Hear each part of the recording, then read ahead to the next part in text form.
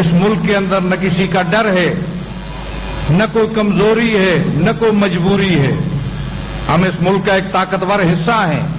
ہمارا مشن ہے امت مسلمہ کو امت واحدہ کے پیرائے میں پیش کرنا۔ اس لحاظ سے ہم آگے بڑھے ہیں، ورنہ میں سمجھتا ہوں کہ اس ملک کے اندر جو سازشیں تشیع کے خلاف ہوتی رہیں، ان سازشوں کو اگر ناکام بنایا تو میں سمجھتا ہوں کہ یہ تشیع کی قوت ہے جس نے ان کو ناکام بنایا۔ کوئی سازش تشیع کے خلاف اس ملک کے اندر نہ کامیاب ہوئی ہے اور نہ کامیاب ہونے دی جائے گی۔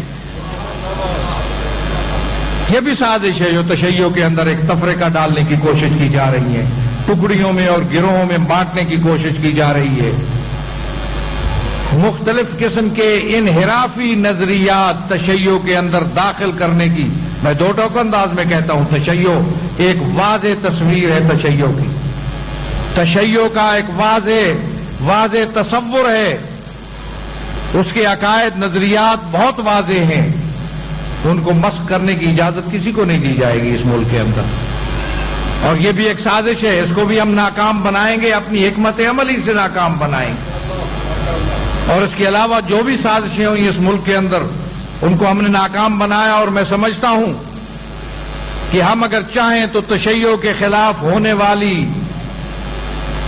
یہ دہشت گردی اور یہ قتل عام، اس کو بھی ہم روک سکتے ہیں اور روکیں گے، لیکن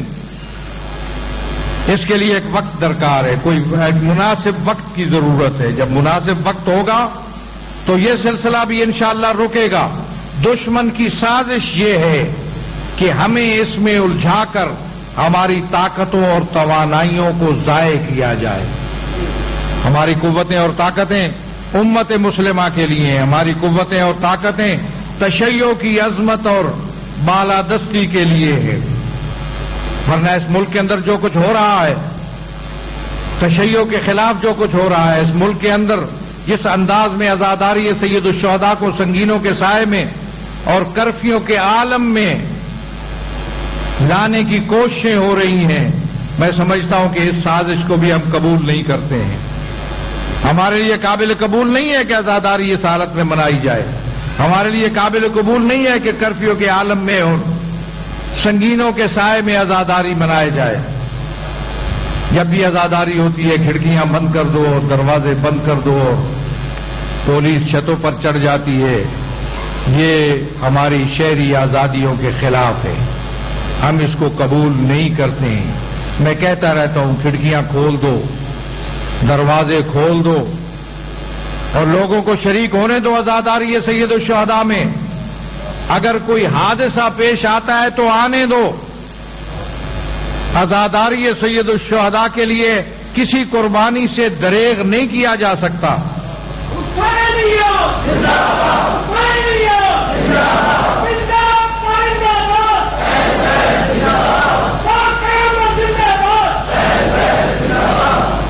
اور میں نے عرض کیا ہوگا کہ بستر مرگ پر ایڑیاں رگڑ رگڑ کر مر جانا بھی موت ہے جو برحق ہے، لیکن سعادت مند ہے وہ شخص جس کو حسین کے راستے میں موت آئے۔ ہمارے لیے کوئی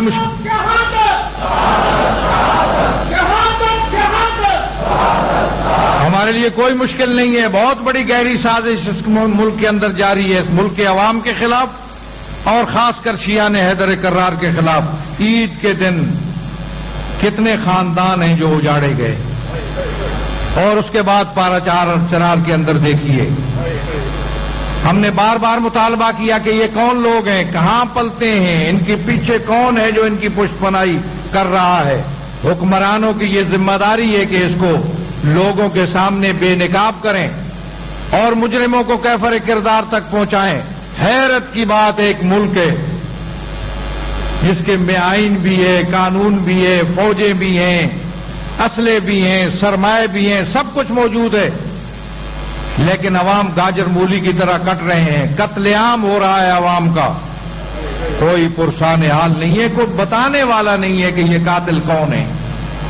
ان قاتلوں کو کوئی باز پرس نہیں ہو رہی۔ عوام کا کوئی پرسان حال نہیں ہے، جن مشکلات میں عوام ہے ان کا کوئی پرسان حال نہیں ہے۔ اس لیے میں سمجھتا ہوں کہ ہمیں اپنی طاقتوں اور توانائیوں کو مجتمع کرنے کی ضرورت ہے، اپنی طاقتوں اور توانائیوں کو اکٹھا کرنے کی ضرورت ہے۔ ایک موقف ہونا چاہیے ہماری اور ایک آواز ہونی چاہیے، تب جا کر میں سمجھتا ہوں کہ ہم اس صورتحال سے نبرد آزما ہو سکتے ہیں۔ اور اسی طریقے پہ وہ لوگ جو مکتب اہل بیت کا پیروکار اپنے آپ کو کہتے ہیں، انہیں مکتب اہل بیت کی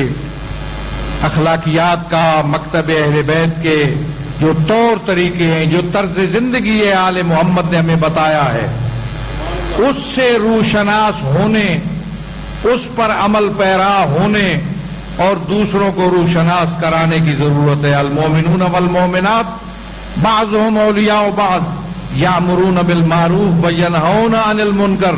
مومن مرد ہوں یا مومن عورتیں ایک دوسرے کے ساتھ تعاون کرتے ہیں نیکی کو پھیلانے میں اور برائی کو مٹانے میں۔ آج سب سے بڑی نیکی پھیلانا یہ ہے کہ لوگوں کے اخلاق کو، عادات کو اور اس کے اطوار کو اور زندگی کے طریقوں کو درست کیا جائے۔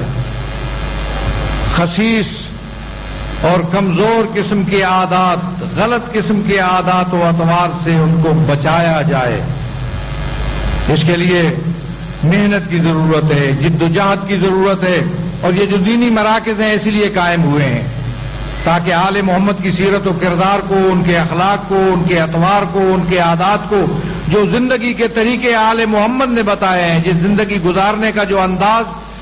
جو اصول بتائے آل محمد نے، جو قیامت تک وہ اصول تمام نسلوں کے لیے اور تمام خطوں کے لیے وہ اصول مشعل راہ ہیں، ان سے استفادہ کرنا اور ان کو لوگوں تک پہنچانا اور لوگوں کو ان پر عمل کے لیے آمادہ کرنا ہم سب کی ذمہ داری ہے۔ دینی اداروں کی ذمہ داری ہے،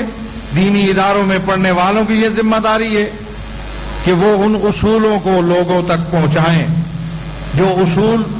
آج ایشیا ہو، یورپ ہو، امریکہ ہو، افریقہ ہو، جتنے بھی بر اعظم ہیں، وہاں کے لوگوں کے لیے مشعل راہ ہے۔ ان اصولوں کو سمجھنے کی ضرورت ہے، ان اصولوں کو آل محمد کی زندگیوں سے اخذ کرنے کی ضرورت ہے، ان طور طریقوں کو اخذ کرنے کی ضرورت ہے۔ آج انسان پریشان ہے، آج انسان جس خطے کا ایسا انسان ہو وہ پریشان ہے، اسے زندگی کا ایسا طریقہ چاہیے جس سے سکون اور اطمینان ملے، اور وہ زندگی کا انداز یا طریقہ اگر مل سکتا ہے تو وہ آل محمد کے طرز زندگی میں مل سکتا ہے۔ اس لیے آج سب سے زیادہ ضرورت اس بات کی ہے کہ آل محمد کی زندگی کا مطالعہ اس انداز میں کیا جائے کہ آج کے دور کے تقاضوں کے مطابق وہ کون سے اصول ہیں جو ہمیں آل محمد کی زندگی سے ملتے ہیں، تاکہ ان اصولوں پر چل کر ہم اپنے لیے بھی سکون و اطمینان پیدا کریں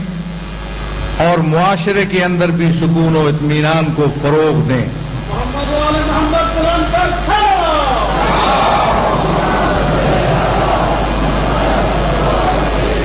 میں سمجھتا ہوں کہ ان دینی مراکز کی مدد کرنا،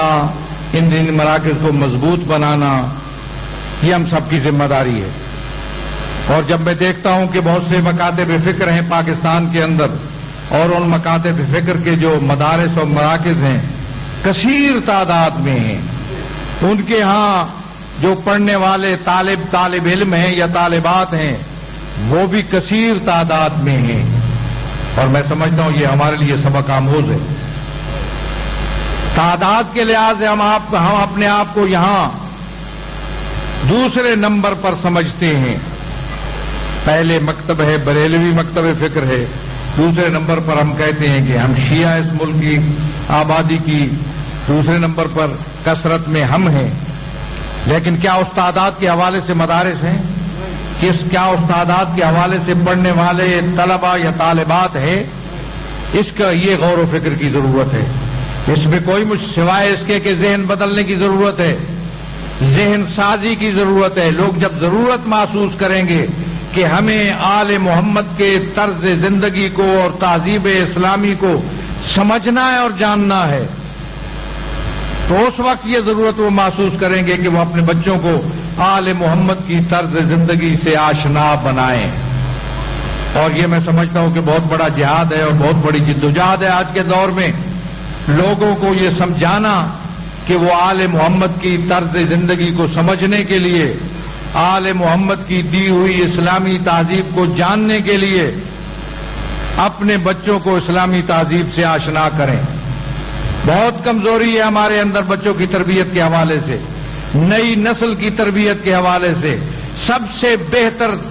اسلامی تہذیب کا تصور اگر ہے تو آل محمد کے پاس ہے،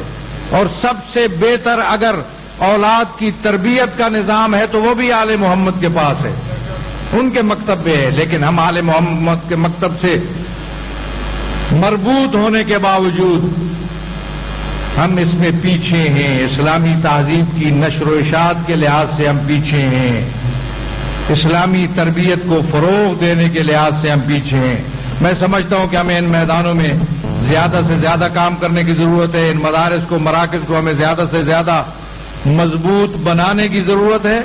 تاکہ ہماری نسل کو صحیح رہنمائی مل سکے، ہماری نسل کو اسلامی تہذیب سے آشنائی مل سکے، ہماری نسل کو صحیح اچھی تربیت مل سکے۔ اور آج سب سے بڑی ضرورت ہے نئی نسل کو ان آلودگیوں سے بچانے کے لیے جو آج کل کے دور میں ہے کہ ان کو بہتر انداز میں تربیت دی جائے اور ان کو بہتر انداز میں اسلامی تہذیب سے روشناس کیا جائے۔ میں آخر میں اس مرکز علمی کی سرفرازی، سربلندی، کامیابی، ترقی کے لیے دعا گوں اور آپ کے لیے بھی دعا کرتا ہوں کہ بار العام پہ اپنی رحمت اور برکت نازل فرما، شر شیطان، شر دشمنان سے اپنے حفظ و امان میں رکھ۔ بار العام ہمیں قاتلوں، مجرموں اور دہشت گردوں کو اس ملک کے اندر تشویشناک صورتحال پیدا کی ہوئے سب کو بار العام ان کو کیفر کردار تک پہنچا، بار العام پاکستان کو امن و امان کا گہوارہ بنا، بار العام ہماری پریشانیاں دور فرما، سکون، اطمینان، راحت نصیب فرما، دلوں میں جو حاجات ہیں تو علیموں میں ذات صدور ہے پوری فرما۔ اس مرکز علمی کو زیادہ سے زیادہ مضبوط اور توانا بنا، اس سے ہمارے معاشرے کی خواتین کو مستفید ہونے کی ہمت اور توفیق عنایت فرما، ہمارے مومنین کو اس کی مدد کرنے، اس کو مضبوط بنانے کی توفیق اور ہمت عنایت فرما۔ اللہم صلی علی محمد۔